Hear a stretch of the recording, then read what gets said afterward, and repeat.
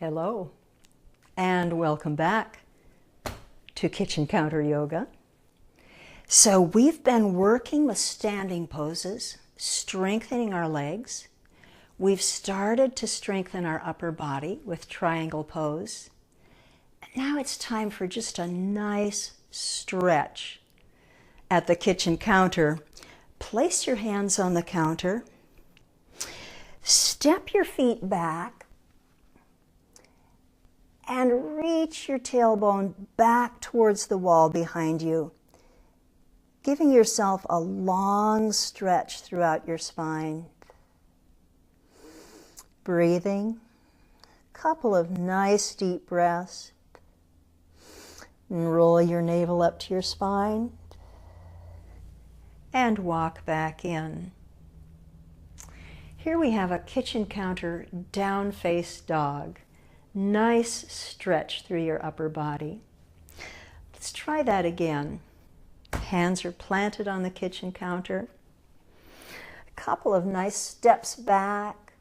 Reach your hips back. Stretch your spine long. Pay particular attention to the area here around your shoulder blades.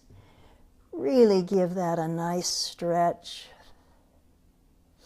Then roll your navel to your spine and come back up. Let's do that one more time and add a little bit of strength into that pose.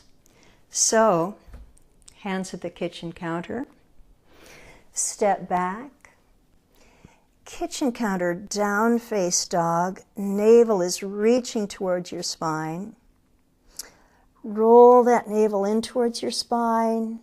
Come back up, bend your elbows, and give yourself a plank position at the counter. Try as much as possible to make a straight line from your shoulders down to your heels. Your heels might be up, they might be halfway down, they might be stretched all the way down.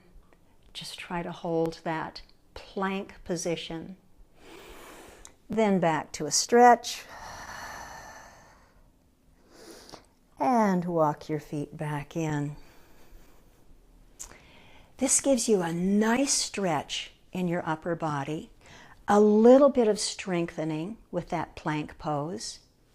And if you want even a little bit more strength, let's take that down to the mat. I'll meet you there. So, down-faced dog on the mat. We're going to start on our hands and knees.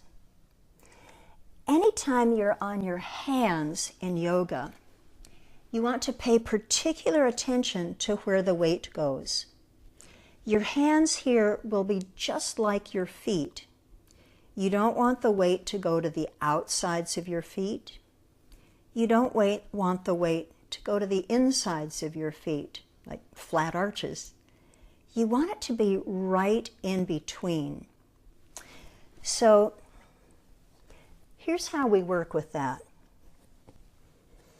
Place your hand on the mat on the pinky side, roll your palm in until you make a real connection with the ball of your pointer finger and with your thumb.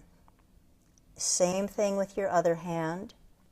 Roll that palm in until you really feel the ball mount of that pointer finger pressing firmly into the mat. Now the other thing you want to do with your hands, it's very easy to dump all the weight into the heel of your hand and put pressure on your wrist. You don't want that. So we're going to move to putting the weight on the ball mounts of your fingers, all across the ball mounts of each 4 fingers. Hands come down onto the mat. Roll them in so both sides of your palm are firmly connected. Pick up the heel of your hand and then rest it back down gently. Press forward into the mat so that you can really feel the weight connecting through the ball mounts of your fingers. This is going to give you a nice, stable position for hands and knee postures, and especially for down-faced dog. So for dog, step your hands 1 or 2 hands lengths forward, press into the ball mounts of all 4 fingers, roll your navel to your spine, curl your toes under, and press your hips back.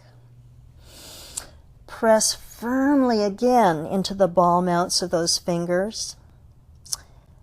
Go for a real stretch all the way up your arms, all the way down your back, especially through the shoulder blade area of your torso. Let your shoulder blades slide down your back. Let that shoulder area be long in your down-faced dog. A couple of deep breaths in this pose. Then knees down to the mat. Take a little rest in child's pose. A couple of deep restorative breaths here. And then back in. Step your hands forward. Lift your navel to your spine. Curl your toes under. Down-faced dog. Long through your spine, long through your shoulder blades. Your toes can stay up. If you want a little more stretch through your hamstrings, press your navel to your spine and press your heels down towards the mat. Your heels may come part way down. They may come all the way down. Honor your own body. We all have a different level of stretch. Knees come down to the mat. A little bit of a rest in child's pose. And let's add a little bit of strength through that upper body. We're going to come into our plank pose. Step your hands 1 or 2 hands lengths forward. Connect with the ball mounts of all 4 fingers. Lift your navel to your spine. Curl your toes under.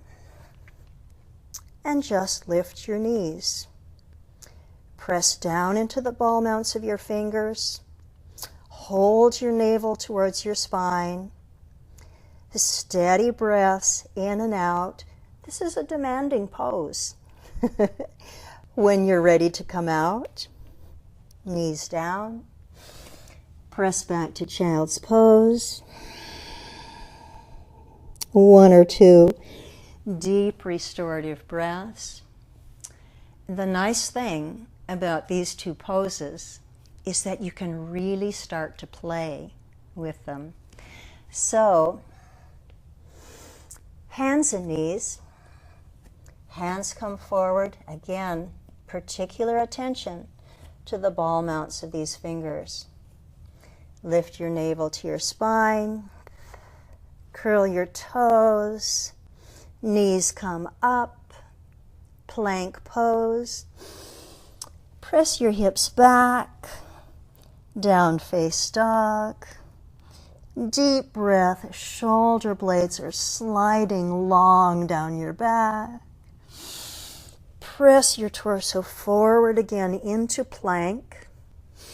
Press back into down-faced dog. Back into plank. Down-faced dog. You can do this as many times as you want to, but for purposes of this demonstration, we'll bring our knees down to the mat. Press back to child's pose. 1 or 2 deep restorative breaths. Building strength through your torso. Stretching at the counter getting long through your spine, building strength through a kitchen counter plank, even more strength working on the mat, both with your down-faced dog and your plank pose. Wonderful work today. It's been a pleasure working with you, and I'll see you next time for balance poses. Until then, namaste.